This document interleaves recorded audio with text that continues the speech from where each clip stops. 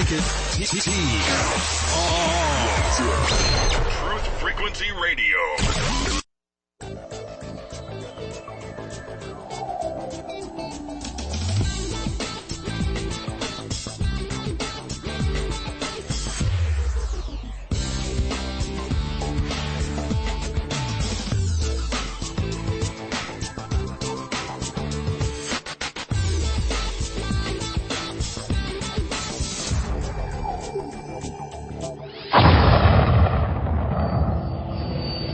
This is your last chance.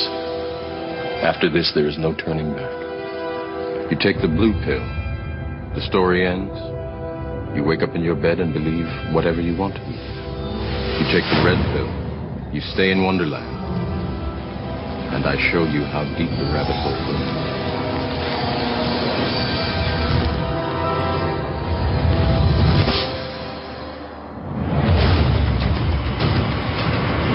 You're listening to the Revolutionary Radio Project with your host, Rob Skiba. All I'm offering is the truth. Hello and welcome to the Revolutionary Radio Project. I am your host, Rob Skiba, and tonight I have a return guest to the Revolutionary Radio Project. It's my friend Josh Peck, and since he's been here before, we'll just go ahead and get right to it. Josh, are you there? Yes, I am. How you doing, Rob? Good. Great to have you back, man. Oh, it's great to be back. It's always a blessing. It's always good to talk to you. Yeah, likewise. So you've become quite the prolific writer these days. How many books you got out now? Well, I have three major ones, Disclosure, Quantum Creation, and now Cherubim Chariots. And I have about five mini-study books, an anthology, a gospel harmony, probably some other stuff mixed in there. I keep pretty busy. Yeah, good for you. I'm excited about it. I saw the cover for your book. It's rather impressive. Did you do your cover, or did you have somebody do that for you? Oh no, my good friend of mine did it for me. She's a phenomenal graphic artist. If people want information on her or are looking for a graphic artist, they can find her information. I have it on my Facebook page and also in the book. But yeah, she does phenomenal work. She did the cover to Quantum Creation as well. Oh, awesome. So, I've had you on the program before talking about quantum creation, and you sent out an email blast to a bunch of us regarding your new release. Why don't you tell us a little bit about why did you write that book in the first place? What prompted you to go that direction on Cherubim Chariots? Yeah, sure. Well, in Quantum Creation, I had a chapter that was kind of dedicated to the idea that UFOs might have extra-dimensional properties, and I always found that to be really interesting, and I wanted to write more than just one chapter, but for that book, I had to limit it to just a chapter. So I had all this research for that, and I decided, well, I'll just put this into another book, and I've always wanted to really get into that area and haven't really had the opportunity. So that was really what kind of springboarded me into this topic, was all the research I did in quantum physics and everything for quantum creation really helped for me explain a lot about UFOs and supposed aliens and angels and all of that stuff. So that's kind of what what led me to do this. So what you're saying is this is basically a 227-page elaboration on something you said in your previous book. Yeah, pretty much. That's exactly what Archon Invasion was. A 366-page elaboration of chapter 1 of my first book. That's awesome. And it's interesting you bring that up too, because time and time again throughout Cherubim Chariots, I found myself covering a lot of similar ground that you've covered in your research. So at least 3 or 4 different times that happened in the writing of this book. So that was pretty cool. I wasn't really trying for that, but it just kind of happened. It is interesting. A lot of us that run in similar circles of research, it is weird how we all tend to sort of be on the same topic independent. I'm so busy doing my own stuff. I don't hardly communicate with anybody else, out there. So it's not like I'm saying, "Hey Josh, what are you researching?" "Oh yeah, I think I'll look into it too." Yeah, exactly. Same here. I'm usually because a lot of the stuff that people are researching will come through their blogs, and if they have a podcast or something, it'll come through that before it's even published in a book. Yeah. And I just unfortunately, a lot of them that have them are good friends of mine. I just don't have time to keep up on everybody's stuff. But yeah, and total coincidence, the chapter headers, the pictures that I used for the chapter headers in the book, came from the same image that Tom Horn and Chris Putnam are using in their new book, right on the cover. And, so I thought that was kind of a funny, coincidence, because, Chris Putnam put in a interview, for this book. But, I didn't even see the cover until after I had the book published, and I was like, whoa. If I would have known that, I might have changed it, but it's a little late now. Talking about the chimeric Nimrod beasts. Yeah, exactly. Yeah. Well, it is interesting. It makes me wonder, talk about quantum physics and quantum creation, if maybe God's not out there sending out signals, and those who are tuned into the radio station are just kind of picking up on, bits and pieces of it, because it is so bizarre. I mean, it's happened so many times where, I'll be researching and find out that, you are, or somebody else is, or, any number of people are actually all kind of tuned into that same frequency for that particular period of time. So it makes you wonder, especially considering the subject matter we're going to be talking about tonight, if this isn't preparation for something.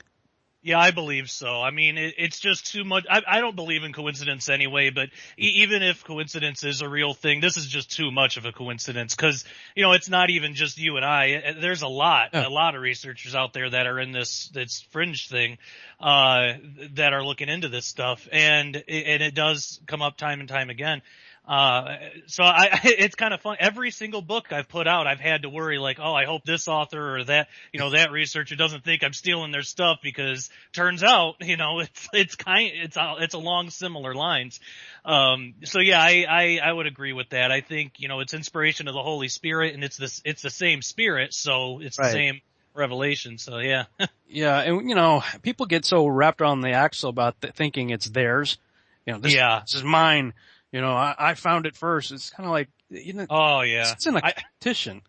Exactly. I can't stand that, because we're all supposed to be fighting for the same team, and it's ultimately God's anyway. Right. I mean, like, if somebody found something from my book or podcast or, whatever, or blog, and they wrote about it in their book and didn't give me credit, honestly, it wouldn't bother me. I'd just be happy that information, if, for one thing, I would take it as confirmation that another author or researcher found something that I did. But, also, what are we doing this for? Are we doing it for credit and the very little bit of money that we might get if we're lucky? Or are we doing it to get the truth out there and to help prepare people? That's what should be, first and foremost. So, on the rare occasion that I've ever seen anybody have something similar to mine, I think it's great. I mean, I don't, it's all God's anyway. He can do what he wants with it. Yeah.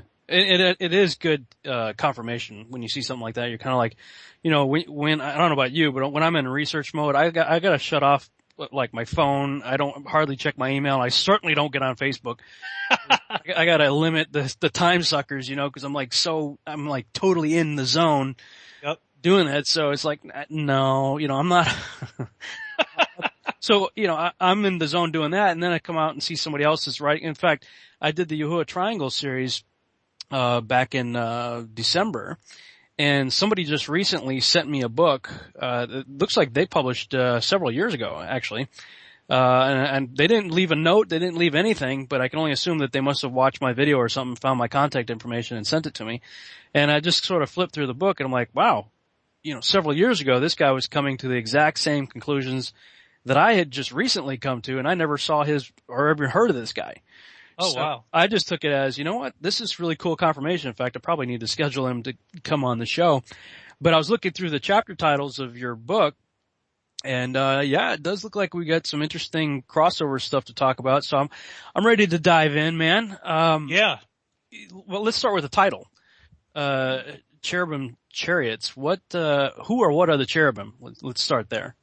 That's a great place to start. And that was one of the first things that I had to that's actually the first thing that I address in the book is who are these cherubim and what do they have to do with us? And it really goes back to the garden. And before we can really understand what the purpose of the cherubim are, well, I guess I can start by saying with I see things like angels and spiritual entities as synonymous with extra-dimensional entities. I think spiritual and extra-dimensional basically means the same thing when we use it in that sort of context. And we talked about that when I was on talking about quantum creation. So I use the same terminology throughout this book, and a lot of times I'll say something's extra-dimensional, and you could put angelic or spiritual in there and it's fine. But what it seems like is things that, extra dimensional entities or angelic or whatever, they seem to be classified more by their job than what they look like. Because things like, excuse me, things like a cherubim, they have different, I guess we'd call them physical attributes from our perspective. But basically, if we were to see one, we would see some sort of amalgamation of, animal and human. But it always seems to be kind of different. What I believe really defines a cherubim is the job, the task that it has, and it seems to be to protect. So the first mention that we see of cherubim in the Bible is in the book of Genesis. And after Adam and Eve rebelled, God expelled them from the Garden of Eden. And after that, he placed cherubim in the garden to protect the tree of life. And we get that from Genesis 3:24, which says, "So he drove out the man, and he placed at the east of the Garden of Eden cherubims and a flaming sword which turned every way to keep the way of the tree of life." A really interesting thing to know, and this book I really could call a book of speculations, because I speculate a lot in this book, but there's always some basis for it. But I kind of went that route. But an interesting thing to note is the word east there in the original text. East comes from, and I'm not a Hebrew scholar at all, so I'll probably butcher these words, but comes from the Hebrew word kedem.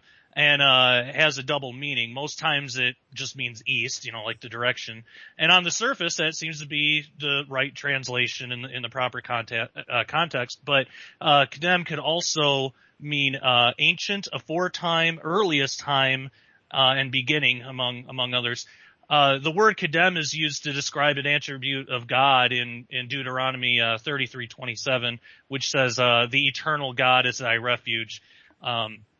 So that word eternal was translated from the Hebrew word kedem, where east from Genesis was translated from. So that right there in Deuteronomy shows the timeless attribute of God, and describing God as eternal conveys the idea that he's outside of time itself. He has no beginning or end. So that might help explain what I believe to be an aspect of creation that's not commonly considered. I've heard Chuck Missler talk about it and a couple others, but it's not, you're not going to hear it in any church probably. But earlier in the book of Genesis, in Genesis 2:8, it says, "And the Lord God planted a garden eastward in Eden, and there he put the man whom he had formed." So the word planted comes from the Hebrew word nada and means established. And we see that word eastward again, and it comes from kedem again. Now that could be conveying the idea that the garden itself was originally established in a place outside of time and space as we know it, and that's kind of weird. But the fact that the fact that the garden itself has a beginning, it disqualifies it from being truly eternal. It was created, so it had a beginning.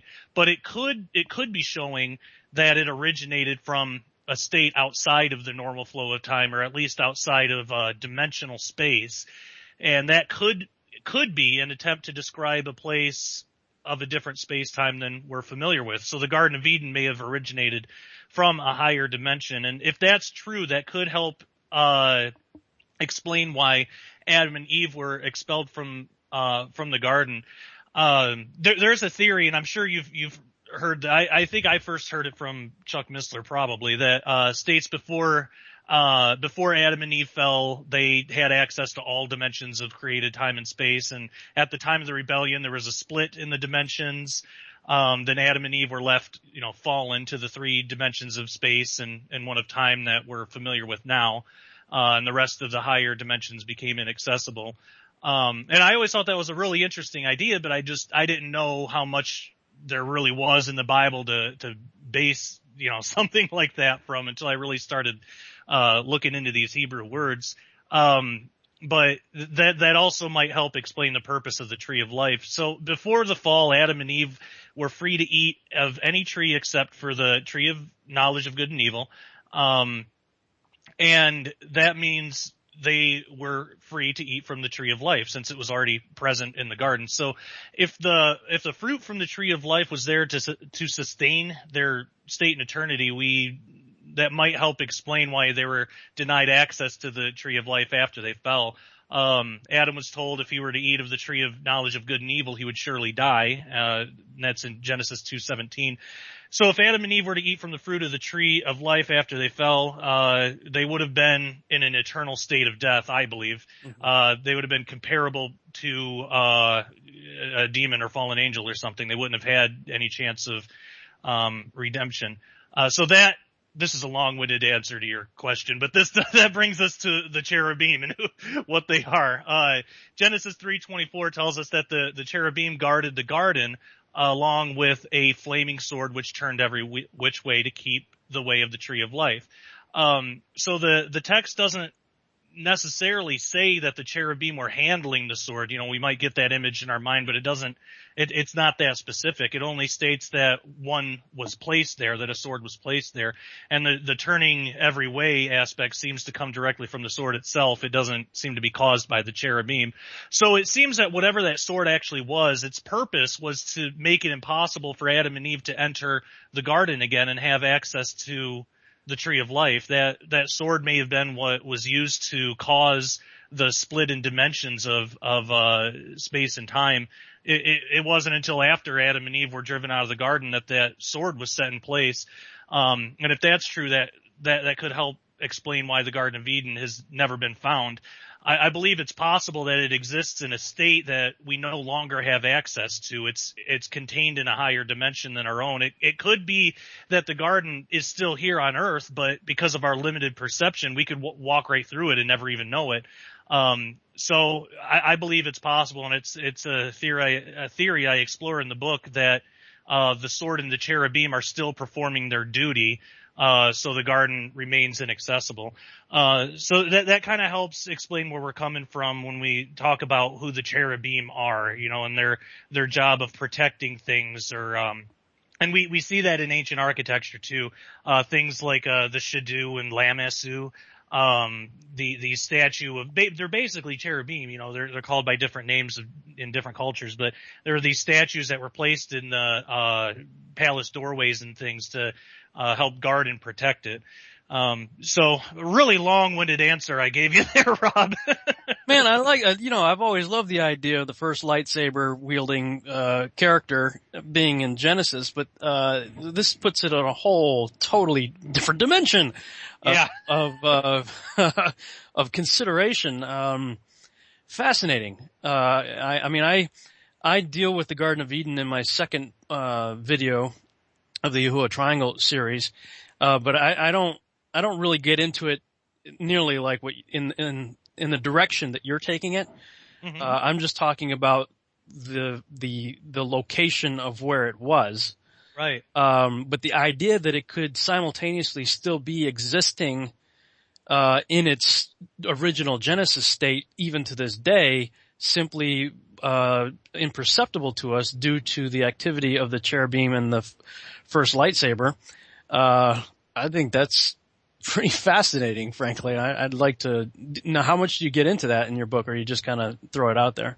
Oh yeah, I deal with it right off the bat in the whole first chapter, and because I think it's good to have a foundation right in the beginning, especially when we're talking about like eternal beings and things like that. And it's something I reference here and there throughout the book. But yeah, it all goes back to the garden, and because that's one of the biggest questions is, where is the Garden of Eden? Was it destroyed in the flood? Was it taken up to heaven? And it seems just on a surface reading, it seems like the Bible just isn't really that descriptive of what happened to it. So most people pass it off as, well, it's not that important, or, and then the, few that do research it, come up with different answers, and they're all interesting. I've read a lot of different theories of where it might be located, and, they're all fascinating. I've always been fascinated with it, but when I really looked into it myself and especially, I didn't really look at it from this angle until after I wrote Quantum Creation, because that kind of opened my eyes to that whole thing, and I started thinking, well, when this was created, nothing was fallen yet. What does it mean to be fallen? Because I put forth the idea in Quantum Creation that it's possible when the angels fell, it might not be a falling from the sky to, like what we would think of as normal falling, but it might be like a demotion of dimensions, like they might have fallen to the fourth dimension, and we already talked about all that. But so when I thought about, okay, well, Adam and Eve were fallen, they were driven out of the garden. What about the garden?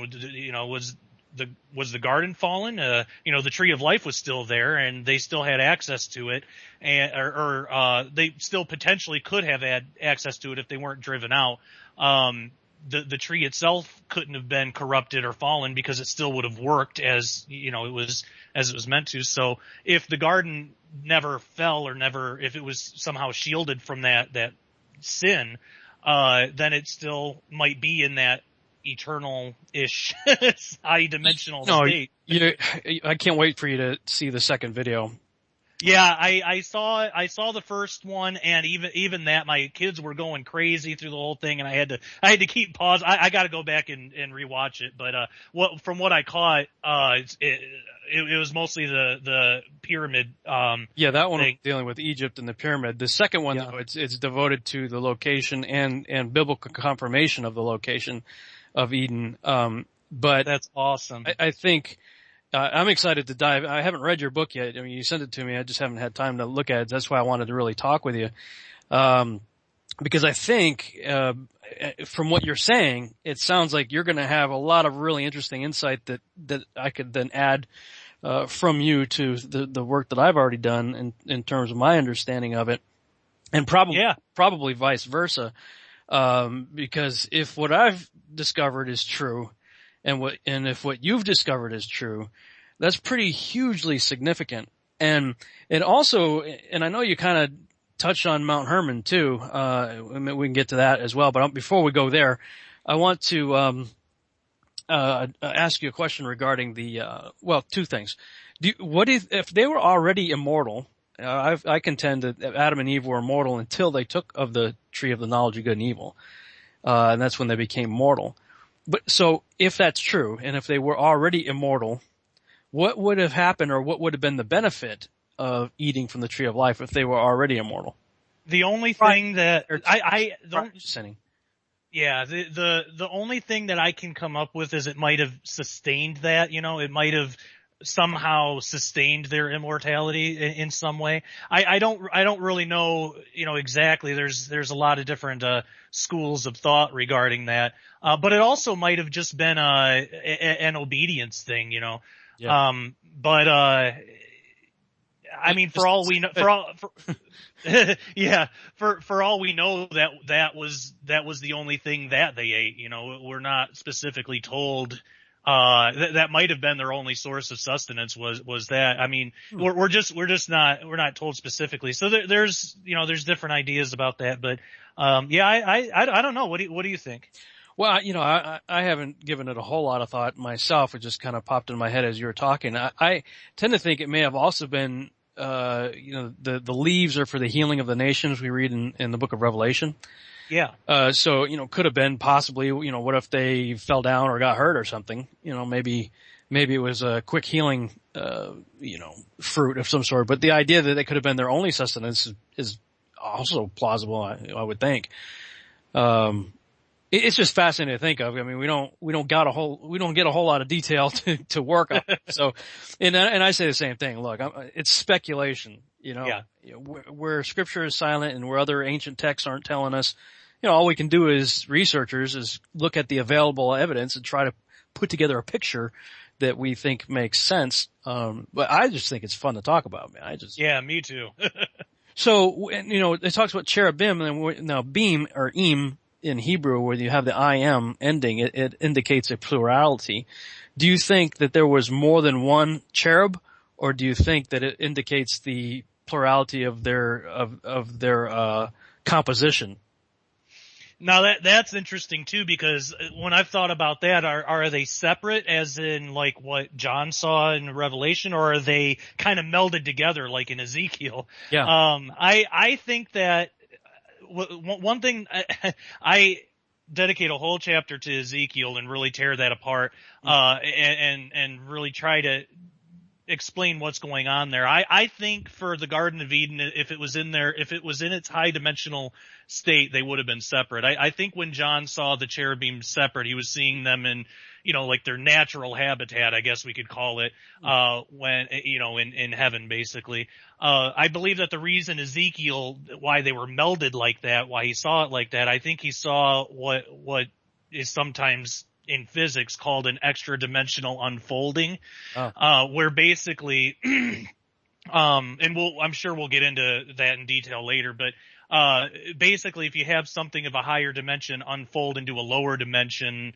eventually there's going to be parts of that object that take up the same space as other parts. So to someone that has a lower dimensional perspective, like Ezekiel would have had, like we have a three-dimensional perspective, it would have looked like they were all melded together, and for all intents and purposes, they were. All right. So yeah, that's what I think. Okay, we'll go to break and come back in a minute and talk about it.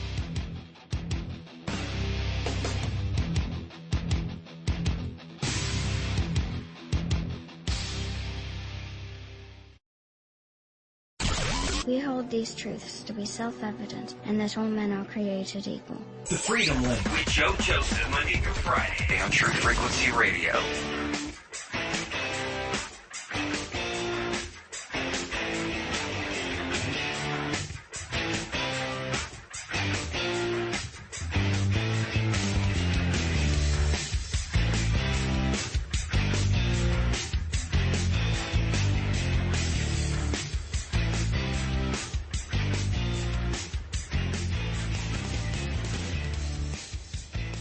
And we're back on the Revolutionary Radio Project. I am your host, Rob Skiba, and tonight we are talking with Josh Peck about his new book, Cherubim Chariots. And right before the break, Josh, you were talking about the idea of if we're looking through sort of a multiverse, and entities are coming from other dimensions, you might have something like an extra-dimensional unfolding taking place, wherein from our perspective, it looks like they're melded together. Is that correct?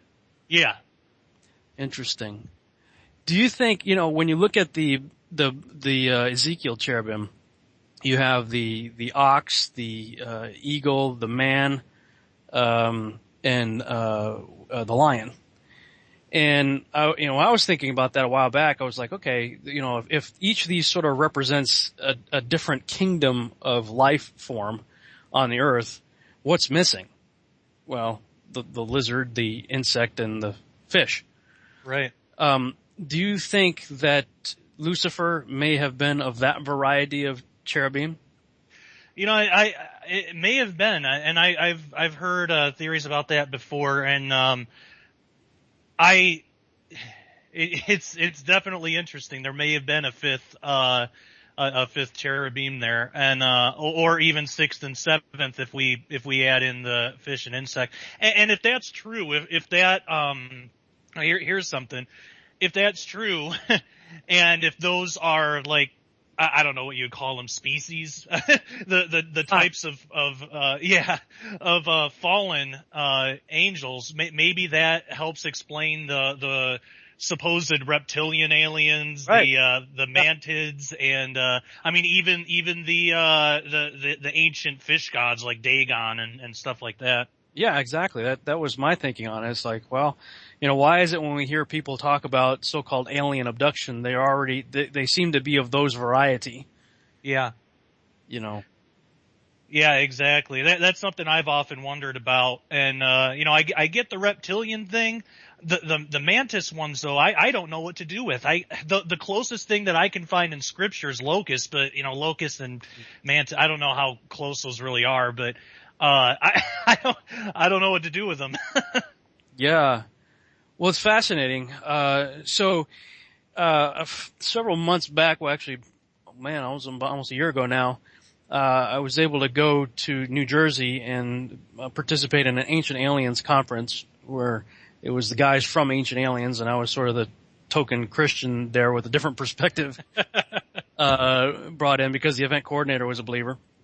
David Stinnett, and he said, I think they're ready for our perspective, and in the course of the dialogue with these people, I mean, even the secular UFO alien researcher is coming to the conclusion that we may be dealing more with extra-dimensional than extraterrestrial. What's the difference between the extraterrestrial hypothesis and the extra-dimensional hypothesis? Yeah, absolutely. And that right there is the key, because if you can convince somebody to at least explore the possibility of them being extra dimensional, you're just that much closer to getting them to accept the possibility of a spiritual existence, because they are synonymous. I'm fully convinced of that now.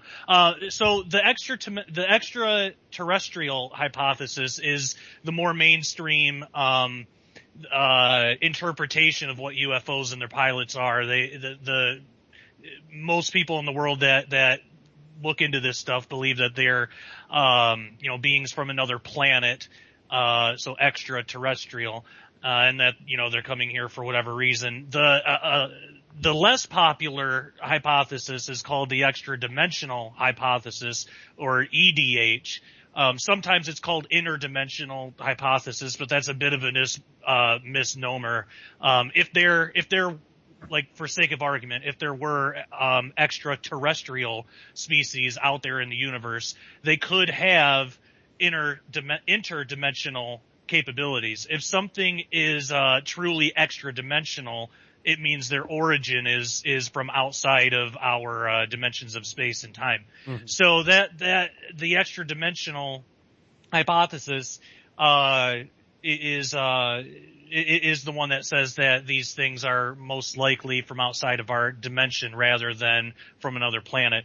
And there's a lot of good reasons to believe that. For one thing, just I talked a little bit about this in Quantum Creation. I talk a lot about it in this one.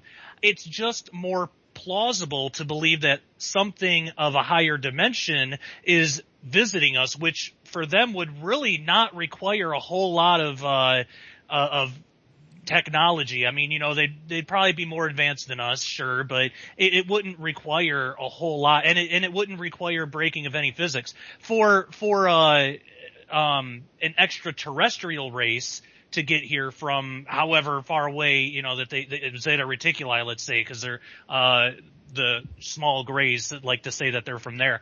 You would have to break so many laws of physics, it's just ridiculous. It's more plausible to believe. Now, that doesn't necessarily mean it's completely impossible. I mean, from a biblical perspective, I would say, yeah, it's impossible. But just from a straight scientific, sure, maybe scientifically it's theoretically possible that a race could have, advanced to godlike proportions and can do all this stuff. But when we have two possibilities, it just makes more sense to go with what is more likely, what's more simple, Occam's razor.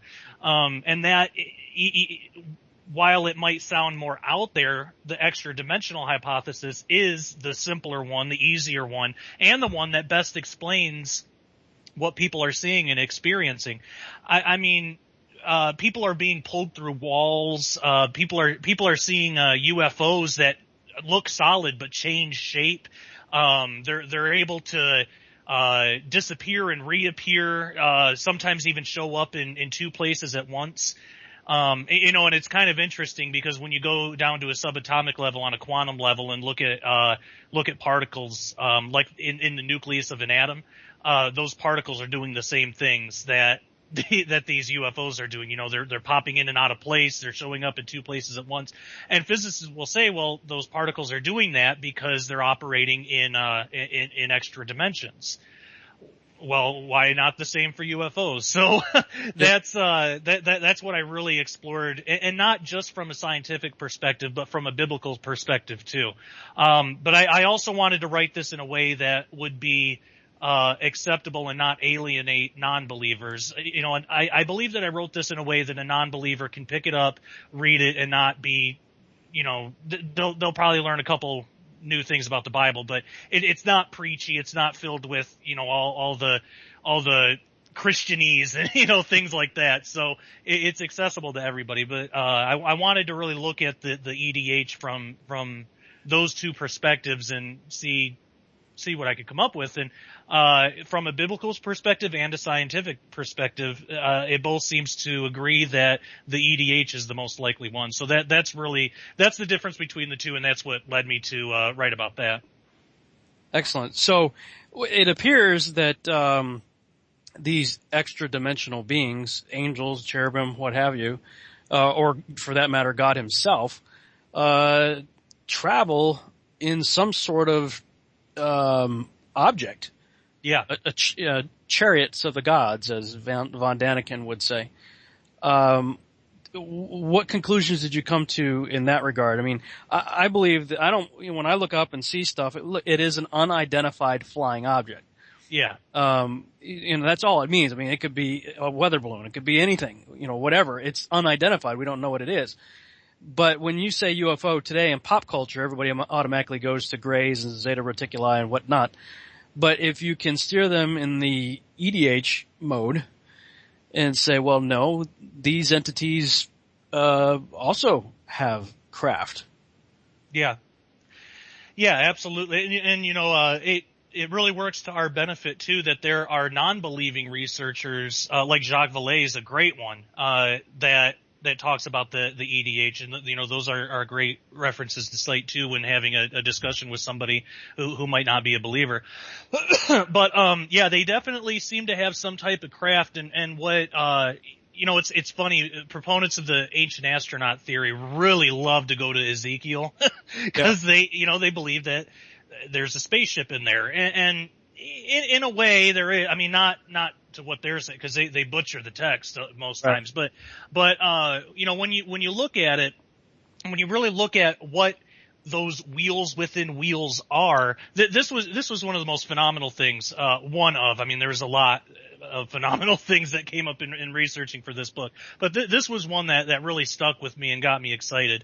I've heard a theory that states that UFOs, at least some of them, aren't mechanical at all, but are actually biological. And it's not a real popular theory, but there are some that believe that. And I've heard it, and I never really gave it much thought. But that theory sees UFOs as actual living biological entities. So what we see as a metallic craft would be nothing more than a body for the consciousness or spirit inside, whatever you want to call it.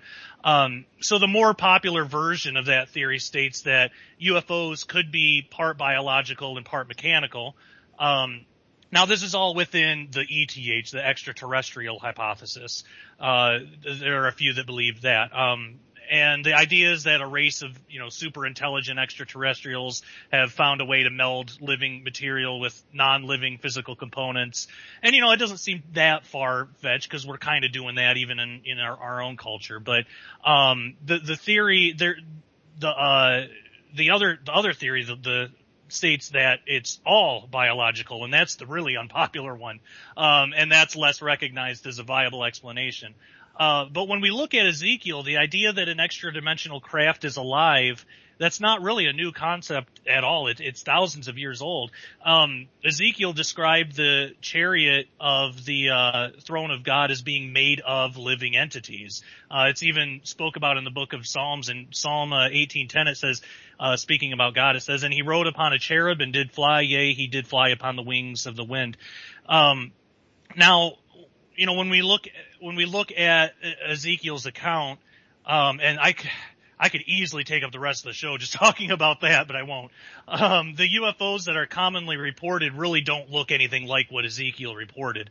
You know, there's one aspect though of that heavenly chariot that does hold a certain resemblance, and it might provide more information as to if these things are living or not. So let's see. This would be in Ezekiel chapter 1, verse 15. 15 through 17. I'm going to read this as fast as I can. It talks about the wheels. It says, "Now I beheld the living creatures. Behold, one wheel upon the earth by the living creatures, and with his four faces. The appearance of the wheels and their work was like unto the color of a beryl, and they four had one likeness, and their appearance was, and their work was as it were a wheel in the middle of a wheel. And they went upon their four sides, and they turned not when they went." So the word wheels there is actually translated from the Hebrew word ophan, which when you pluralize that, we get the word ophanim. Now by itself, the Hebrew word ophanim just means wheels, and there's nothing really extraordinary about it. But a lot of times that it's just used for regular, you know, earthly wheels like found on normal human-made chariots. We even see that word that it describes the wheels of the 10 bases beneath the lavers in Solomon's temple. But when we take the context of this passage in Ezekiel, he's describing something totally different than earthly man-made wheels. He's describing an actual extra-dimensional living being. There is a class of angels called the Ophanim, and they were called that because they look like wheels. You know, like when we say flying saucer, we know we're talking about, you know, alien spaceship or whatever. But I could take a saucer from my cupboard and throw it in the air, and technically it's still a flying saucer. You know, so it's because it looks like that. Yeah, exactly. And so it just depends on the context that it's used. When Ezekiel uses the word wheels here, he's not talking about earthly wheels. It's actually a class of angel. And you know, we get more description. It says in verse 18, "For their rings, they were so high that they were dreadful, and their rings were full of eyes round about them four." So they had eyes, and those are literal eyes. Even the word rings there comes from the Hebrew word gab, which means the rim of a wheel. So he's definitely describing something that looked like a wheel. It just wasn't at all earth made. There's a interpretation of that, talking about the eyes, that says that they were most likely, you know, windows of a craft or something like that. You know, proponents of ancient astronaut theory love to say that. And, you know, at first that might seem plausible. And, I gotta give credit to Dr. Michael Heiser for this one, because he brought this to my attention, in one of his videos. Ezekiel, if he was trying to describe windows, he could have used the Hebrew word shalom, which actually means window. He had access to words that meant window and door and, you know, all these things he could have used, and he didn't. He didn't use any of them. He used eyes. Like if I'm describing my car door, I'm not going to say it's eye. You know, people would think I was nuts. But I would just say it's window. And it was the same in Ezekiel's time. He had words for all that. So I believe when he said eyes, he literally means eyes. When we go further into the chapter, we learn more about the wheels, and it gives a lot of, I'm not going to read all. There's a lot in there, but it gives a lot of description, and it tells us the true nature of the Ophanim. They weren't inanimate wheels; they were actually alive, and we know this because Ezekiel tells us that the spirit of the living creatures was in the wheels, and that's from Ezekiel chapter 1 verse 21. It says the spirit of the living creature was in the wheels.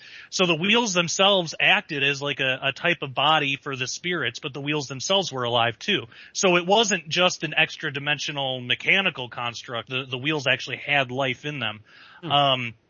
And there's there like the Book of Enoch talks about the Ophanim as a specific class of angel, and I put the whole passage in the book. I'm not going to read it because it's long, but I have that in there. So the idea that the Ophanim being an actual class of angel, that's really not. I mean, it was new to me, but that's not a new idea. The Sephardic Jewish philosopher and astronomer Maimonides wrote that the Ophanim are the second class in a hierarchy of angel. Pseudo-Dionysius in the 4th or 5th century wrote that the Ophanim were among the first sphere of angelic hierarchy. So this all this shows is that it's not a new idea. This isn't something that I'm just, coming up with and trying to make it fit. But what you're saying, these guys are referring to these in terms of authority or what's the word I'm looking for? They're higher ranking classes of angels. Yeah, exactly. If there's an angelic hierarchy, they're different people throughout history put them in different spots, but they're pretty up there. They're almost they're basically right below the cherubim themselves. So there's one last point with the whole wheels thing. It's been reported, that Ben Rich, the director of Lockheed Skunk Works from 1975 to 1991, he actually admitted publicly that not only are UFOs real, but that they're powered by a type of ESP. If that's true, that might be an example of man's what I would say man's crude attempt of understanding something spiritual through a scientific lens. Imagine if we saw today what Ezekiel saw, in the ancient past. If we saw the cherubim seem to move the wheels without touching them, we might assume that it was by a form of ESP. But instead of thinking of it as a power from the mind, maybe we should be thinking of it as a power from the spirit. Right. And there have been reports of that, a lot in ufology that they're powered somehow by the alien being's mind. It might not be the mind; it might be the spirit, because that's what Ezekiel described as these cherubim powered the spirit was in the wheels, but the wheels themselves were its own entity as well. So the spirit itself, might be the pilot and the vehicle as its body.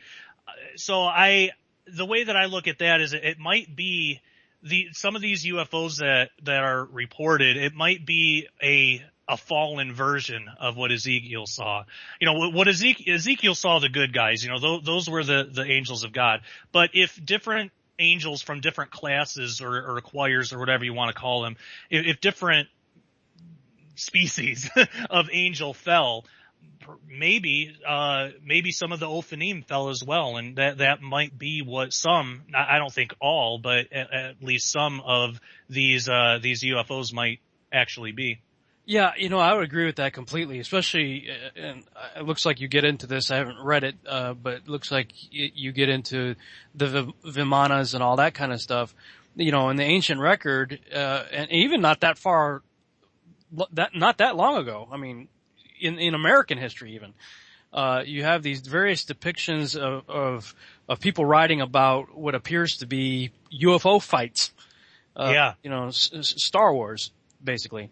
Ships firing at each other, and whatnot. So, I think when a lot of people, you say fallen angel, they automatically think it's a whole different type of angel. That this is an evil, pointy, horned and tail, ugly angel compared to the pretty angel with the white wings.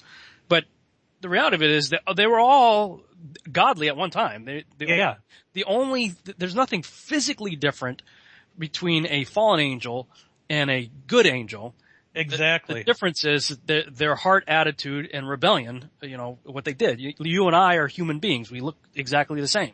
Yep. But our choices determine, whether we're good guys or bad guys.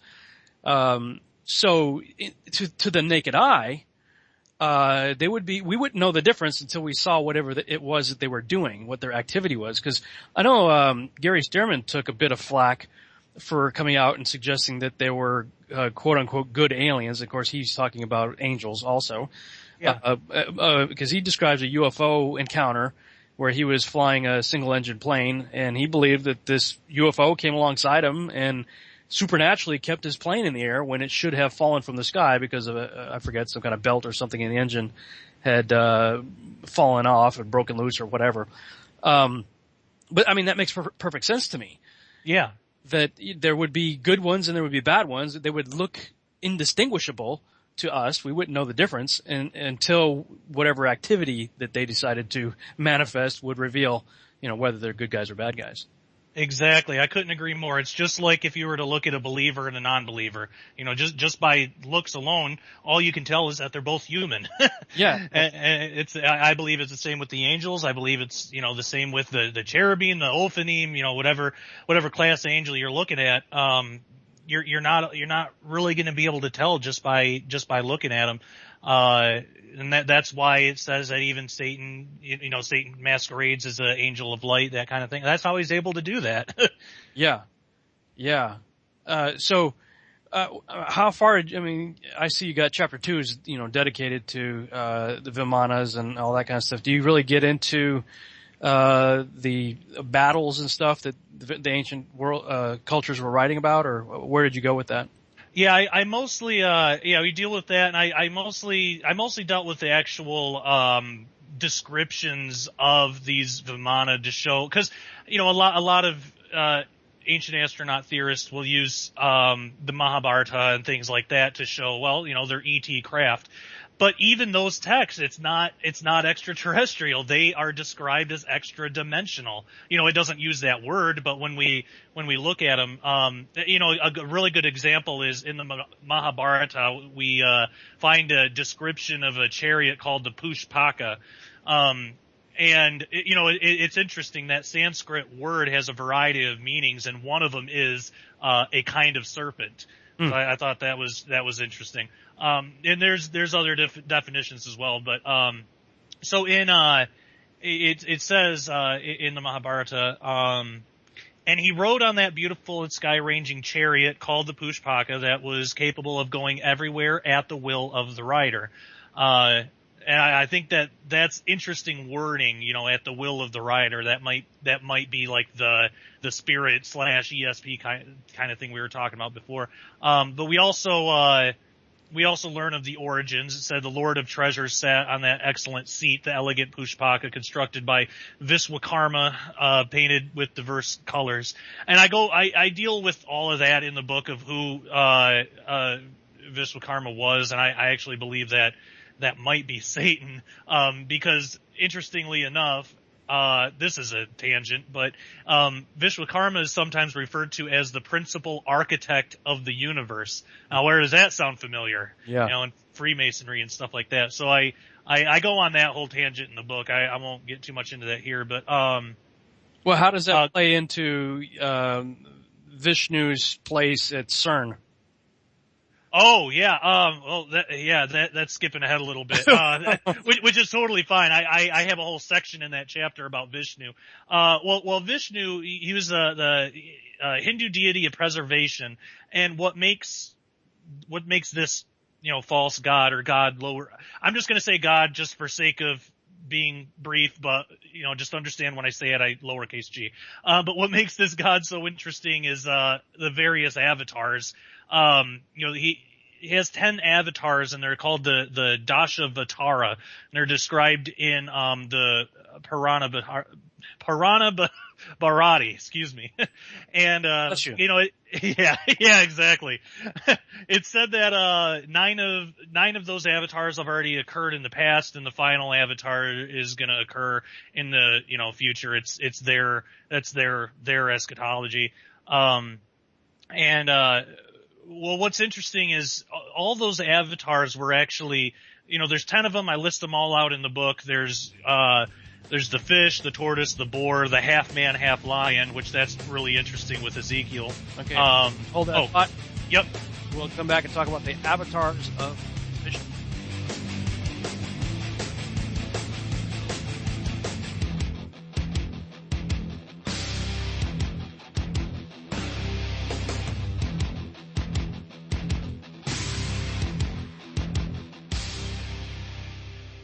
This is Truth Frequency Radio. The wicked ones obviously under heavy Masonic influence.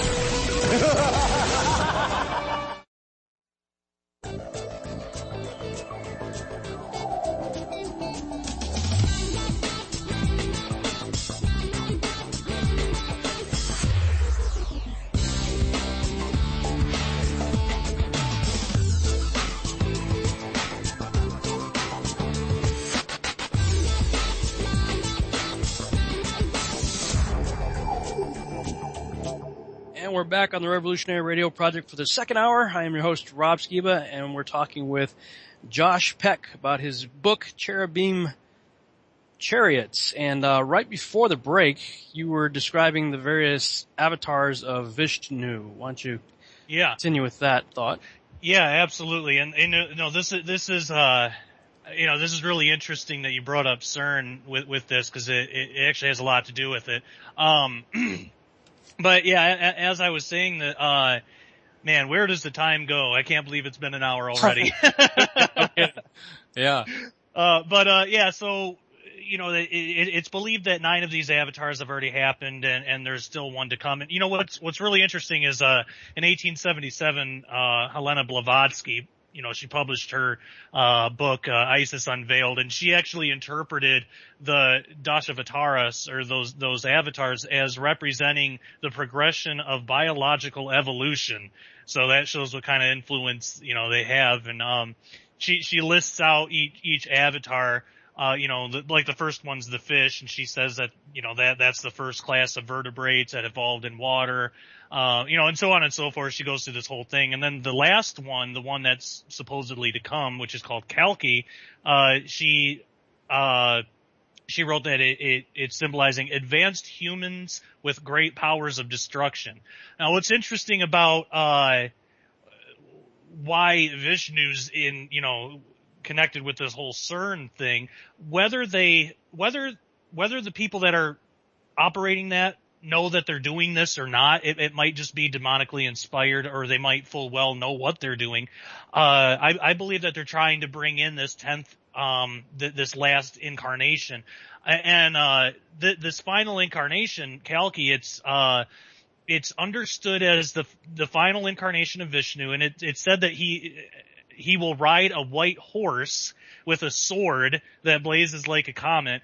That already sounds a lot like Revelation, but it also sounds like the Islamic end time figure that is sometimes compared with the Antichrist, the Mahdi, especially concerning the white horse, and also the biblical Antichrist, if you take that interpretation of the first horse meaning that, which, I'm still on the fence about, but, some do, and I get where that comes from, but, that's described as the rider of the white horse in chapter 6 of the book of Revelation. It has the same type of characteristics. So I believe that whole opening dimensional doorways thing, however the end time figure is going to incarnate, or however that's going to happen, I think that's what that symbolizes there, and why that specifically is there at CERN. What are they up to these days? I haven't kept up with them, but I've just been hearing rumblings here and there that they are firing things up and more powerful and yada yada. What have you followed up on it at all? Have you been paying attention? Yeah, that's basically about all I've heard too. There's not a whole lot of information. I've been looking to see. The only thing I've really been able to find is that they're basically what you just said. They're planning on firing it up soon, and it's going to be bigger and more powerful.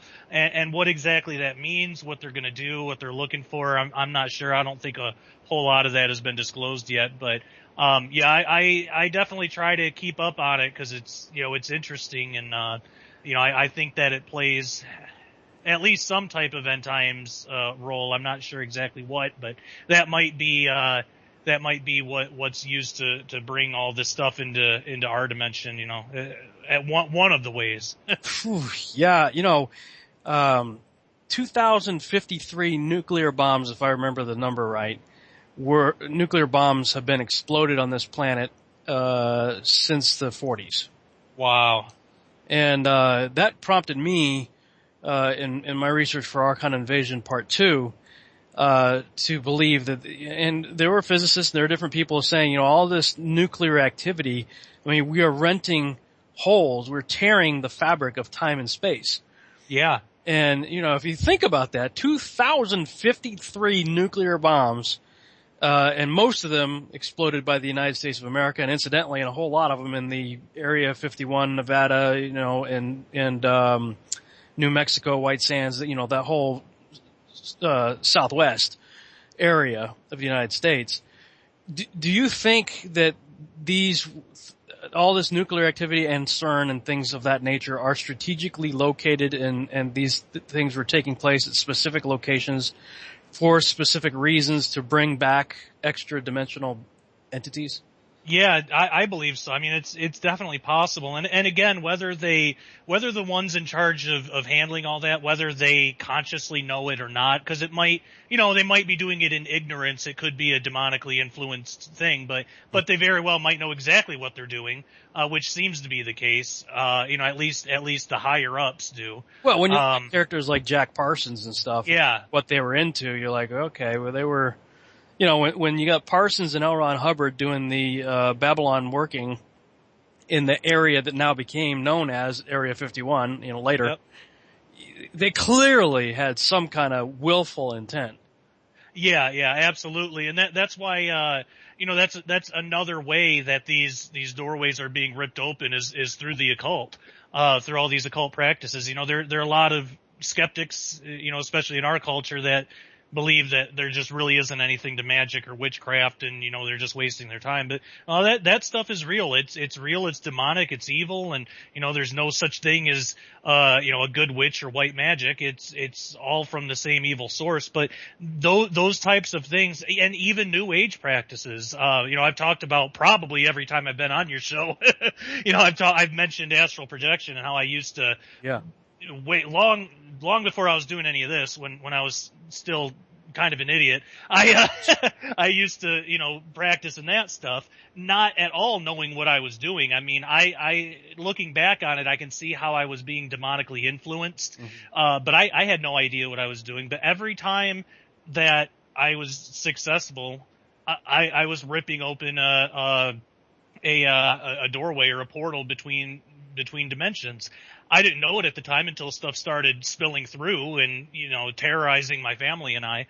And, that's a whole other story. But, it was just by the authority and name of Jesus that those portals were able to be closed.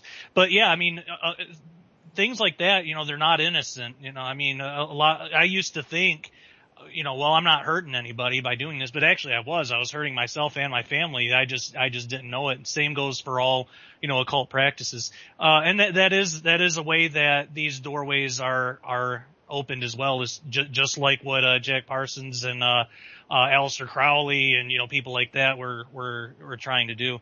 Yeah, absolutely.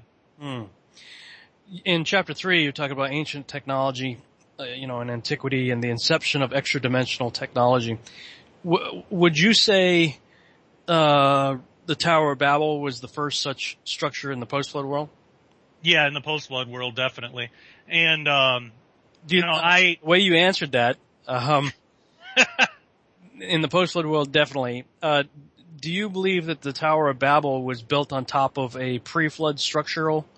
In an area where there was some kind of pre-flood activity? There was something special about that area. I don't know exactly exactly what it was, but there was some reason that they built it there of all places. And you know, like you've even commented on, they had mountains all around. If it was just about height, they could have, they could have utilized that, but they built it in a valley. So I believe there was something special about that location. Exactly what it was, I don't know. But I do believe that it's possible there was some type of pre-flood thing that happened there, or that might, maybe if it was a technological thing, there might have been something left over that they utilized in the building. Or I can only really speculate, but yeah, I believe that's a strong possibility. Okay, so you got Nimrod and company, and they decide, okay, for whatever reason, this location's ideal to build something in the post-flood world. Take it from there. What do you think is going on there with the plains of Shinar? Well, I think that they were most likely trying to call back the fallen angels, or the extra-dimensional beings. Book of Enoch talks a lot, or Jasher, excuse me. Book of Jasher Enoch too, but especially Jasher talks a lot about that, and gives a lot more information as to what exactly was going on. But it seems like they were trying to petition the fallen angels, and what's really interesting about that, let me find gotta find my notes on this real quick. About the Tower of Babel, was what happened afterwards.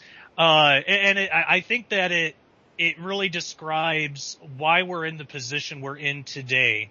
Because I think a lot of skeptics of our type of research ask, well, if these things are angels or if these things are demons, what would they care about our affairs? Why would they want to deceive an entire nation and, do all these things? How did they get into a position where they could do such a thing? I actually think that in a way, in a roundabout kind of way, probably not in the way that he had in mind, I think Nimrod was successful, but, again, in more of an ironic kind of way. As I said before, I believe that Nimrod and the people of the world were trying to call back these fallen angels, and really to try in their attempt to destroy God and set up their own gods in God's place. But what ended up happening, is kind of ironic. And this was really what got me away from the whole. I used to be, years ago, I used to be like King James only, and this was one of the things that was brought to my attention that kind of got me out of that mindset and more accepting of other Bible translations. Deuteronomy 32:8. It's translated in the King James as when the Most High divided to the nations their inheritance, when he separated the sons of Adam, he set the bounds of the people according to the number of the children of Israel. Yeah, which didn't show up till hundreds of years later. Exactly, and that's the issue, is that the last word of that passage there is sons of Israel. And really, it should be translated as the sons of God, and the ESV has it that way. The ESV says, when the Most High gave to their nations their inheritance, when he divided mankind, he fixed the borders of the peoples according to the number of the sons of God. So that translation, and I believe it's in the Septuagint and things like that too, but that translation seems to make more sense when we consider the context of what's being talked about. It's talking about when God divided mankind, which refers back to the Tower of Babel. That's when that happened. The main reason the Sons of God translation makes more sense than Sons of Israel is, as you pointed out, that at that time, right after the Tower of Babel, there was no Israel. There were no children to be numbered. But there definitely were sons of God, or what we would call angels. So the short version of that story states that, the people of the world led by Nimrod built the tower in attempt to enter heaven or petition the fallen angels. They worshipped those fallen angels as their gods. So when Yahweh dispersed the people and confused their languages, he did so according to the number of the fallen angels that were worshipped instead of him. And some sources, I think Jasher says there were 70. Yeah. So it's basically as if God was saying, okay, you don't want to worship me, but you want these fallen angels as your gods. Then you can have them over you in your own nations, and let's see how well that works out for you. Yeah. But the really cool thing about our God, about Yahweh, is that he's always offered free will to humans and always provided a way for humans to return to him if they so chose. So if that's the correct translation, that could help explain really the origin of all the world's religions, why there's so many different ones. It could explain why all other religions offer salvation by personal works, yet biblical text states that we can't attain our salvation on our own. We're in need of a savior. That could help explain the purpose of the formation of Israel. That verse immediately following what we looked at, we looked at Deuteronomy 32:8. Deuteronomy 32:9 says, "But the Lord's portion is his people, Jacob his allotted heritage." So the interpretation or translation of sons of God really just brings the whole thing together. God gave his people gave the people of the world what they wanted to. They wanted to worship false and inferior gods. Yet he still had a plan for people to return if they would choose to do so, and that plan began with God taking his portion, Israel, beginning with Abraham, and later being born in the same lineage as their savior, as the savior of the people of the world required for eternal salvation, or Jesus Christ. So I mean, it's phenomenal how one little thing like that, one word really from Israel and God, can really change the whole context of the verse and bring everything into sharper focus. But yeah, so that's that.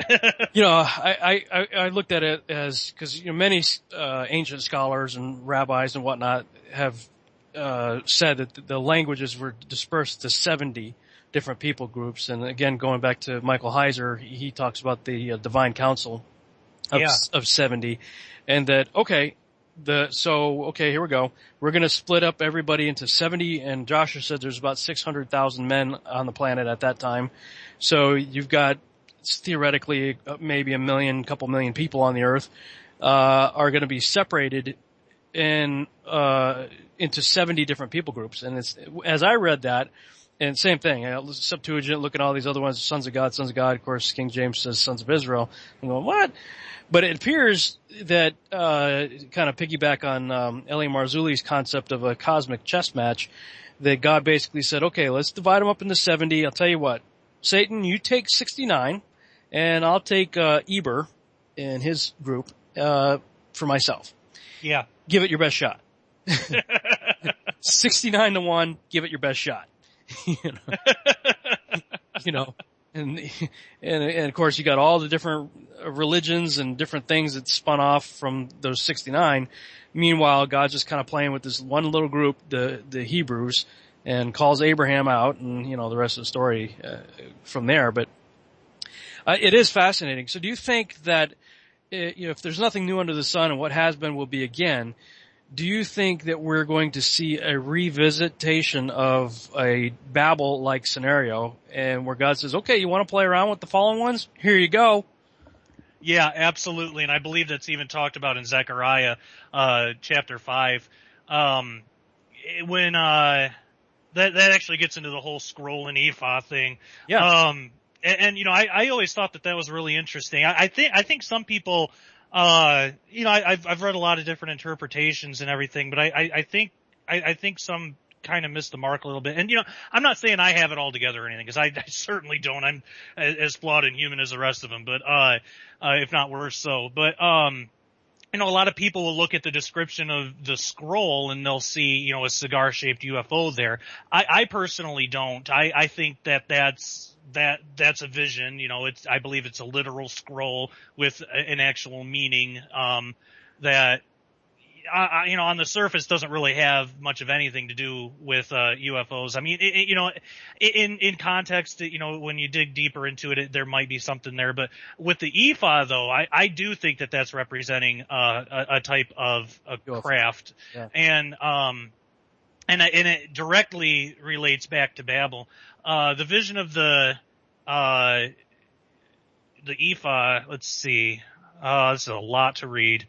Well, let's see. It's in Zechariah, chapter 5, verses 5 through 11. I won't read all of it, but it basically says that, there's an ephah that goes forth, and this is their resemblance throughout all the earth. That's what the angel is telling Zechariah.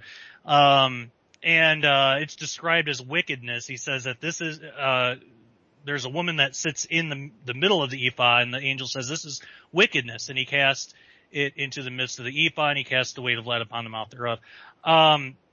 And also interesting is it says that there are these two women. The wind was in their wings, for they had wings like the wings of a stork, and they lifted up the ephah between the earth and heaven. And this is where it's really interesting. Zechariah asked the angel, where are these women taking this ephah? And the angel says, to build it a house in the land of Shinar, right, and it shall be established and set there upon her own base. Yeah. So that right there connects right back to, and the reason I think it's this ephah thing, if you look at a picture of what an ephah looked like, it does resemble, the flying saucer shaped type of UFO. Just in appearance, and it does say in the verse, this is their appearance throughout all the earth. So the reason I believe that it's set in that place in Shinar, because that was in antiquity, that was the place of the original deception of these of the return of these fallen angels. So I believe that that's going to be revisited somehow, and I believe it's going to have something to do with the whole UFO phenomenon, alien gospel. I don't know exactly what or how it's all going to play out. I don't know if it's going to be like how L.A. Marzulli describes, basically one day all these UFOs are going to show up. It could be that, or it might be something more gradual, like what Doug Woodward describes. It might be more gradual and subtle of a process. I don't know exactly how it's going to play out, but I do believe that those are the elements that are going to be involved in that deception, and that's how it ties back to Shinar and the Tower of Babel, because they were trying to do the same thing. They were trying to call back, the fallen angels, and we're doing that today. They might have a different name, the world will call them extraterrestrials or aliens, but, there are even reports of, occultists conjuring, gray aliens. And, if they're an extraterrestrial being, how can you conjure, how would that work anyway? Are they just sitting around, walking around, Zeta Reticuli, and all of a sudden, they get yanked out of their planet and manifest in your living room? I mean, what? Yeah, exactly. And here's a creepy thing. I was just contacted by somebody, I won't mention her name, but it's somebody that I've talked to, I keep in contact with, one of my readers, and, I've had contact with this individual for a year, maybe a couple years now. It's just real basic stuff. If she has a question, she'll ask, and I'll do my best to answer that kind of stuff. Well, the other night, she asked what I knew, like if I knew anything about like casting demons out or something like that. And because she said that a friend of hers, is being oppressed by demons, and it's definitely demonic. And she talked to me a little bit about it, and I said, well, and she basically said, she told me what she was telling her, using the name of Jesus and all that. And I said, yeah, you're on the right track. And she said, well, here's the weird thing. My friend actually snapped a picture of one of these things through a window. I guess she was woken up by tapping on the window, and, she got her camera on her phone and took a picture to, get a picture of this thing. She sent me the picture, and you can see a reflection in the glass of what looks like a gray alien. And I've seen so many fake pictures and hoaxes. I'm not an expert, and I'm sure that there are some that are really good that, that I would even be fooled by.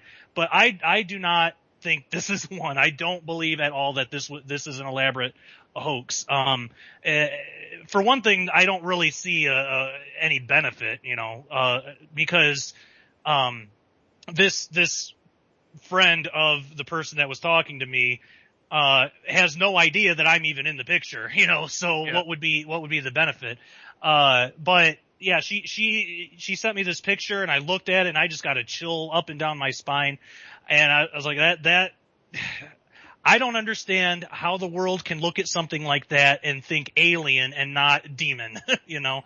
It's just intense. So that's kind of a tangent, but I just thought that was kind of interesting in what we're talking about. But and descriptions of demons, you either get like the typical like shadow people, like what you and I have dealt with and we've talked about, or a lot of times when people describe demons, they describe what the world would see as aliens, and then they say, "Oh, well, you were abducted by aliens." That's not a demon; that's an alien. Maybe that's what demons look like, or fallen angels, even. I believe they're two different things. But so that's really why I wanted to deal with this whole extra dimensional thing, and to show that not only the craft are extra dimensional, but the creatures themselves are extra dimensional. That's how they're able to, pull a person, like a 3-dimensional solid person, through a 3-dimensional solid wall. Only something that originates from a higher dimension has access to be able to do things like that. But yeah, I kind of went off on a little bit of a tangent there. No, that's great stuff, man. We got about a minute and a half before we go to break, but when we come back, you've talked about sort of the connection or reconnection, as it were, possibly with the plains of Shinar and Babylon. But you've got a section, it looks like in chapter 3, where you talk about the Great Pyramid and the Sphinx. Yeah. So, are you implying an Egyptian connection as well? Yeah, definitely. We'll talk about that, and then do not let me forget. I'll go through that briefly because I want to tell you about the topographical spacemen. You're gonna love this. Okay. Yeah, cool. So, we'll talk about the Sphinx and the Great Pyramid and kind of your take on that. And then, what do you mean by topographical spacemen? What does the phrase mean? You can describe it more afterwards. Yeah, it's, basically, you know the Nazca lines? Oh. You know the one that's called the Giant sometimes, or, it's called the Spaceman? Well, that was made by man. That's man-made. There are images like that are naturally made. Really? Yeah, and, this, I was apprehensive to even include this in the book because it's so out there, it's so weird, but I do believe that there's something there, and I put images in the book. I'll get all into detail when we get back from the break, but I know you with the research that you've done, you'll really appreciate it. Okay, well, very good. We'll go to break right now, and we'll come back on the final section of the broadcast. We'll talk about topographical space.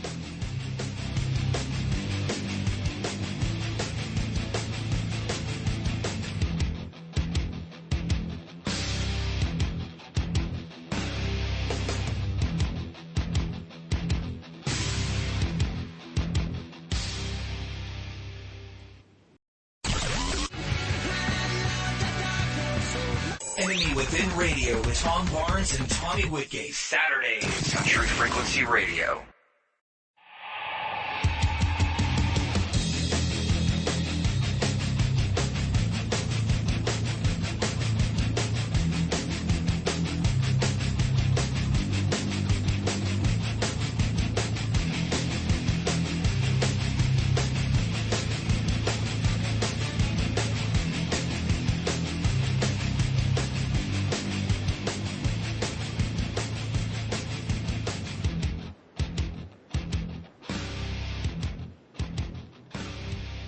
And we're back for this final segment of the Revolutionary Radio Project broadcast for tonight. I'm your host, Rob Skiba, and we're talking with Josh Peck. And right before the break, you sort of teased us with this idea of topographical spacemen. There's actually 4 questions I want you to see if you can possibly try to get to as best you can in this last segment. The first is dealing with Egypt's pyramids and Sphinx. Second, the topographical spacemen.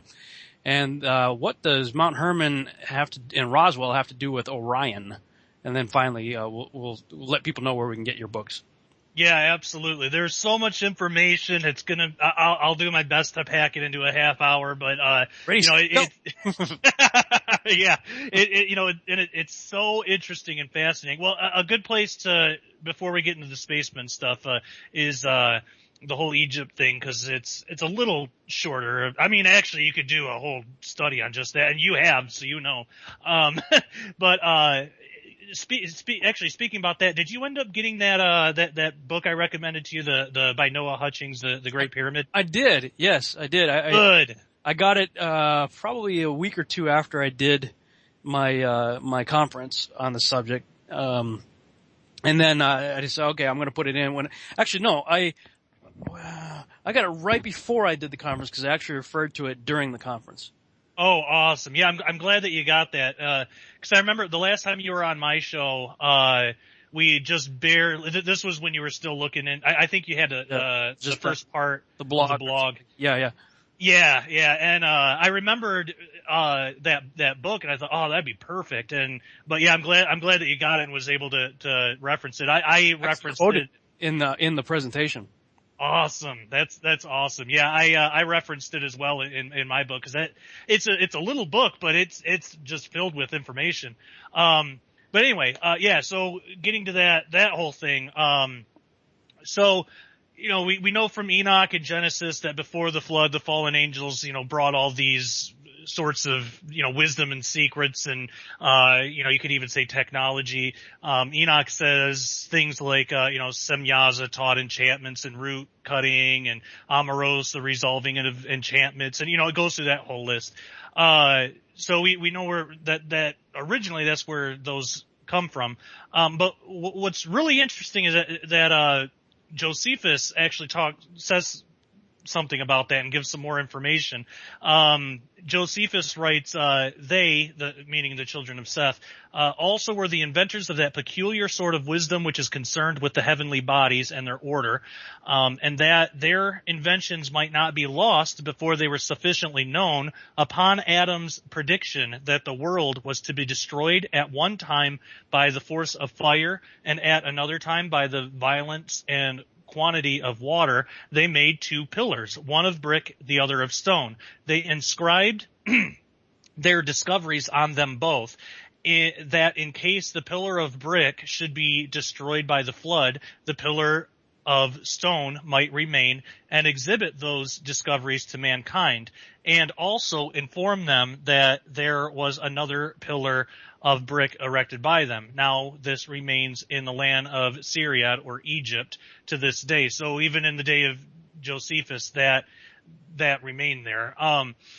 Now in Jubilees, it says, it kind of builds a little bit from that, and it says, and he, meaning Canaan, found a writing which former generations had carved on the rock, and he read what was thereon, and he transcribed it and sinned owing to it, for it contained the teaching of the watchers in accordance with which they used to observe the omens of the sun and moon and stars and all the signs of heaven. So if all those accounts are to be taken as factual, that might help fill in some blanks and answer some interesting questions about the Sphinx and Great Pyramid.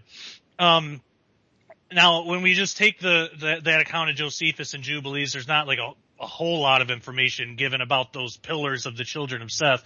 We're told that there were two pillars, one of brick and one of stone. They weren't sure if the pillar of brick would be destroyed by the flood, so in case it was, they built the pillar of stone and inscribed their discoveries on both.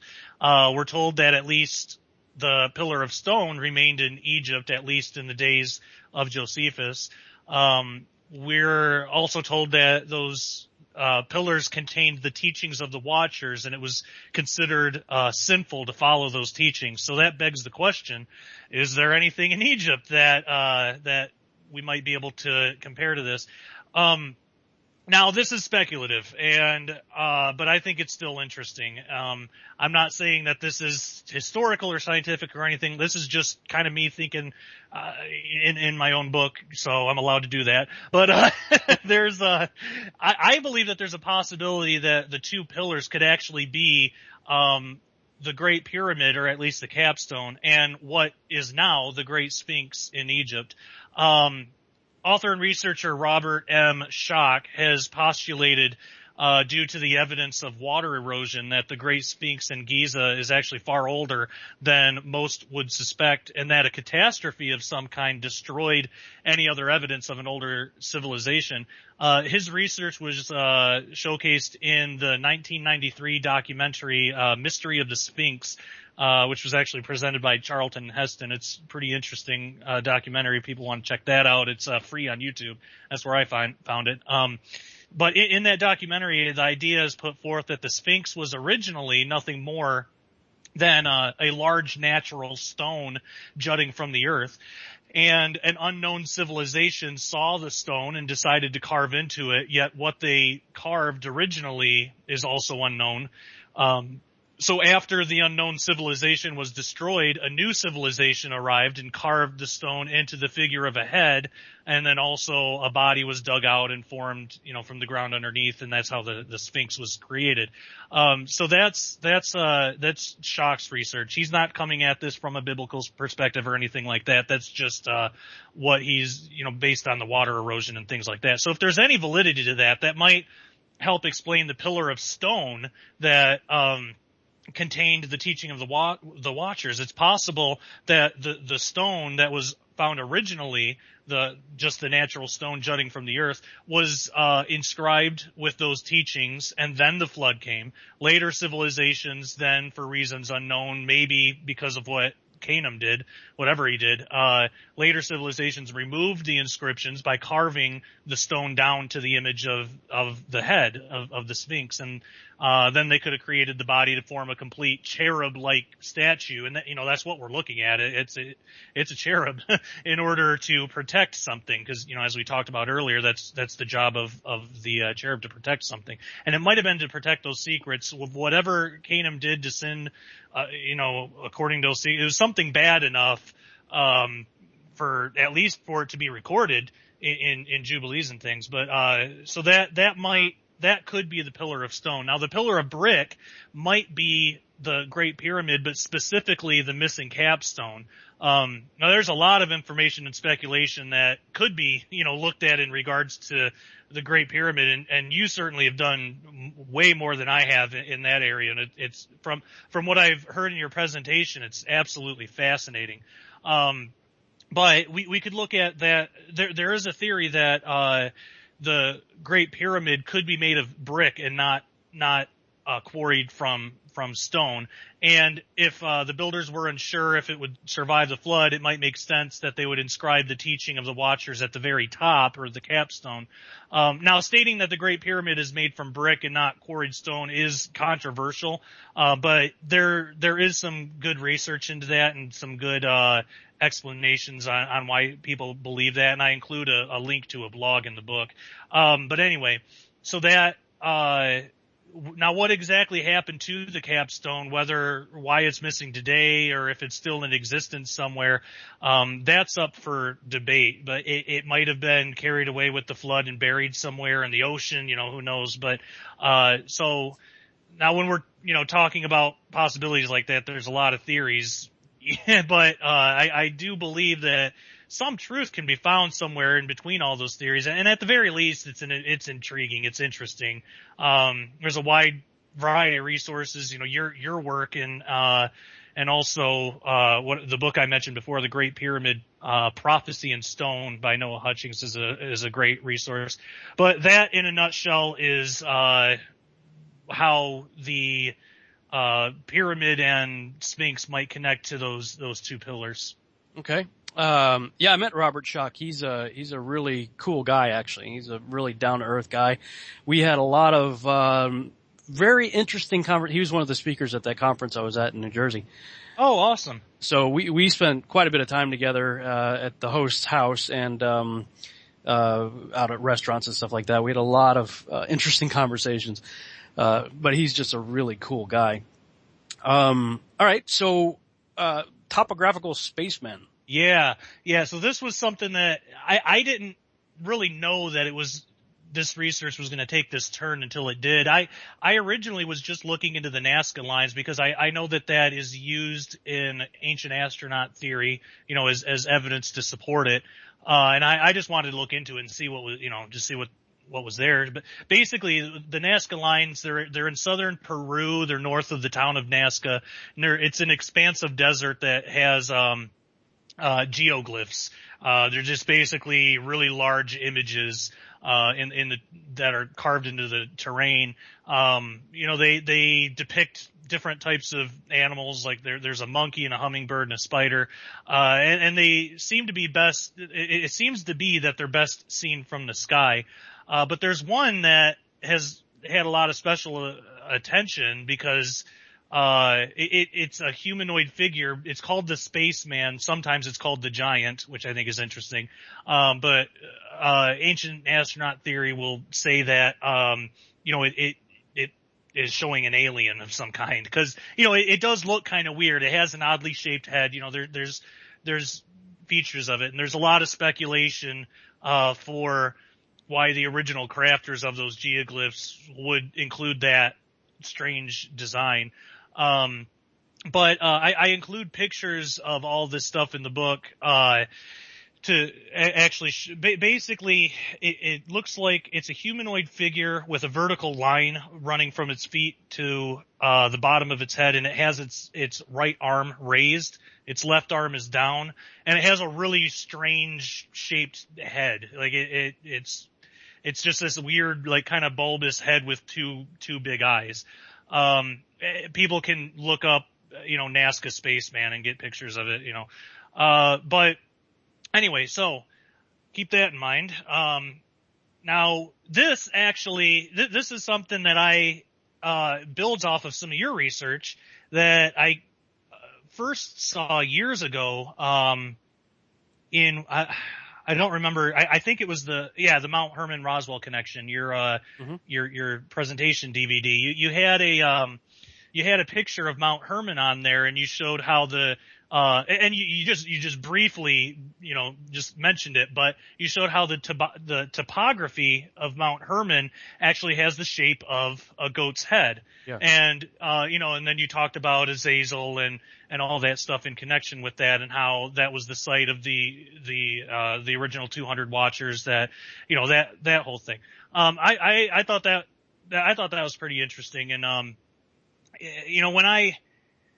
when I find a researcher I like, or like, a DVD or something, I have the bad habit of watching it over and over and over and over again. And that was the DVD that I did that with.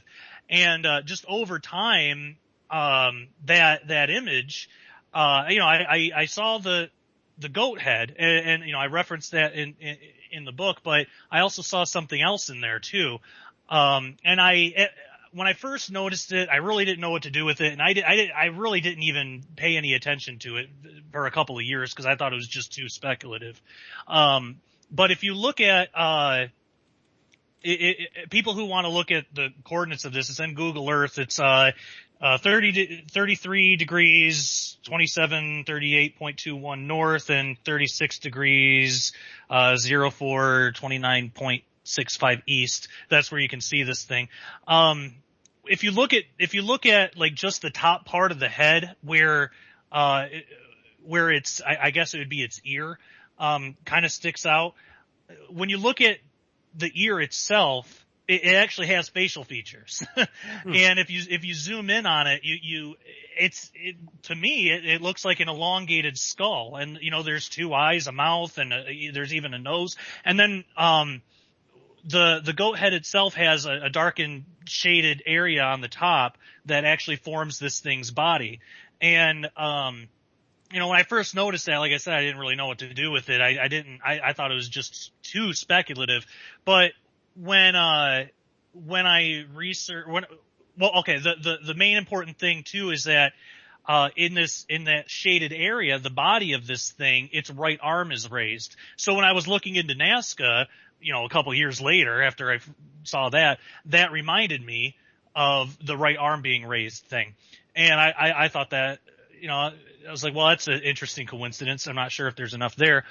So I in your DVD, and I know Dave Flynn, did a lot of extensive research into a connection between, Mount Herman and Roswell.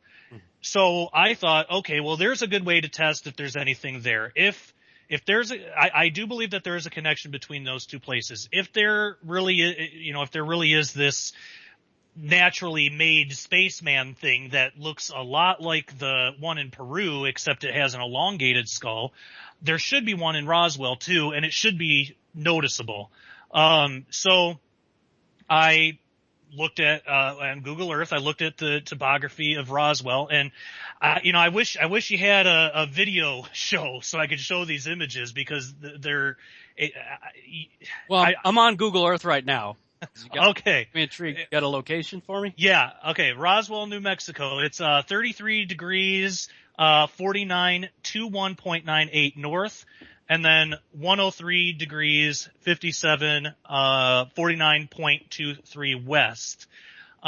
So Roswell should be at that, like, the bottom portion, of the screen. And if you look up, standing above Roswell, it looks like there's this topographical image of what looks to me like a little gray alien with its right arm raised. And I have the outline. If you follow I think it's a river or something from Roswell, you follow that up, that forms the left side of its body, and from there, I mean, it's pretty prominent. I mean, there's even big eyes in this thing. Are you there? Are you able to see it? I got Roswell highlighted there, and then up above that is some dark green pastures and agricultural stuff. You might have to zoom out a lot. North airport. Let me see if I can find what the altitude was. I should have recorded that. Yeah, you probably have to zoom out quite a bit. Let me see here. I'm going to try to find the. The altitude is. I can't quite make it out. I'm at 3569. Let me try to zoom in here. I have this image on my other. Oh wait, actually no, I do have it on this laptop. Let me pull it up real quick so I can actually see what the altitude is. Because it's one of those things. Once you see it, you can't unsee it. Okay, let me. Google Earth is fun, man. Oh yeah, I like playing around on that. Yeah. Roswell. Of course, it's kind of like looking at clouds. You can kind of see, like, all right, whatever. Yeah. Elevation is 4,279 feet. Eye altitude is 160.69 miles. 160.69. Oh, you're way out. Yeah. You got to zoom out quite a bit. It's big. Okay. Yeah, I'm not. I see, like, the river going up. Yeah, that forms the left side of its body, and especially where it curves out, that's its head. And if you follow that around, it actually forms the shape of his head, and then you can see its right arm is raised. I have an outline. I have an outline of it in the book. Like, I have a picture of just the natural topography, and then I have an outline of it that shows it in a little bit more detail. And if you actually look inside of the head too, you can even see two eyes. Are you able to? Are you seeing what I'm seeing? Oh, well, I'm not sure I am, but I don't want to take up too much of your time trying to figure this out. So you can send me pictures on Facebook or whatever later. Yeah, absolutely. Well, I even have them. I even have the pictures in my blog, joshpeckdisclosure.blogspot.com. Scroll down to the topographical spacemen, and you can even see some pictures there. I have some of the information for that chapter in that blog, but I have way more in the actual chapter itself. Anyway, but yeah, going back to what that actually has to Orion. Yeah, absolutely.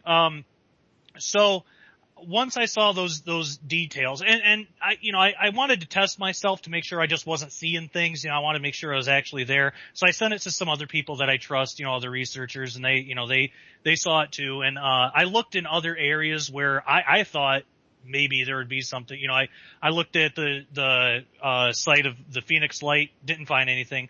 I looked other UFO sites. I found nothing. I must have looked in 20 different. So I even looked on the Mars, on Mars and on the moon and stuff. Nothing. Yeah. So, you know, after I didn't find, I was like, okay, maybe I'm not just seeing things here, because it seems like I'd just be seeing them everywhere if I was. But anyway, so the interesting thing is that there's one in Peru that's man-made. But then there's the one in Roswell and the one in on Mount Hermon that are naturally made or made by something else. So what that has to do with Orion, I noticed a similarity of the Orion constellation and these images. Orion's right arm is raised, basically. And another interesting thing is, it's not in a lot of star charts and stuff. It isn't always mentioned, but there's a star called the Omega star that's right in the middle of Orion's upper torso. And if you follow that trail of stars down, it actually bisects Orion in half, just like the Nazca that has the vertical line in the spaceman itself, the vertical line.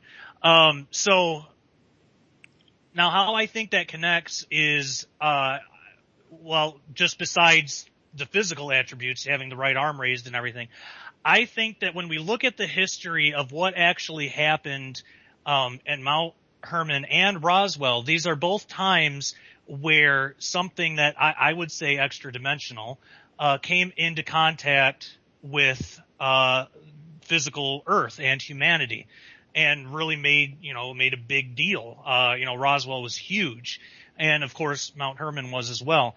I think the Orion constellation is a type of prophecy of another time that this is going to happen in the future.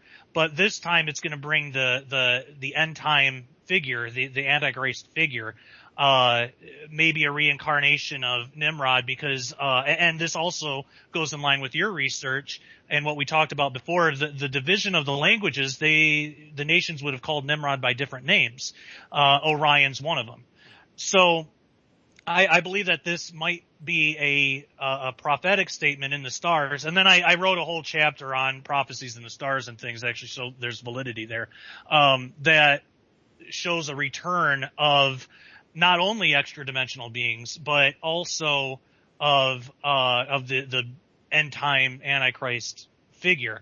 And I believe that those images are imprinted in the topography, because that's where those happened, and having the same right arm raised as Orion, I believe that that's a prophetic warning that this is going to happen again. Now, why the right arm is raised and why the bisecting line, I can only speculate. I think that the line that bisects it might have something to do with like a hybrid of some sort, part human, part possibly extra-dimensional or, alien kind of thing. There's a lot of different theories about that. Why the right arm is raised, I believe might have something to do with paying homage to this thing or showing allegiance. You could even look back to Hitler and the whole Nazi salute. The right arm was raised, and I even have a picture in the book of Hitler giving that salute, and he's wearing a coat that that long coat that the line of the coat bisects his body in half. So, it's just kind of interesting parallels. But I do see Hitler as a type or shadow of Antichrist. I believe he was afflicted by the spirit of Antichrist. So all those things put together, it's speculative, of course, but I think that it's pointing to something that's going to happen in probably our near future. All right. Well, we got 1 minute left. So where can people get your book and contact you and look into your research? Absolutely. They can go to ministudyministry.com.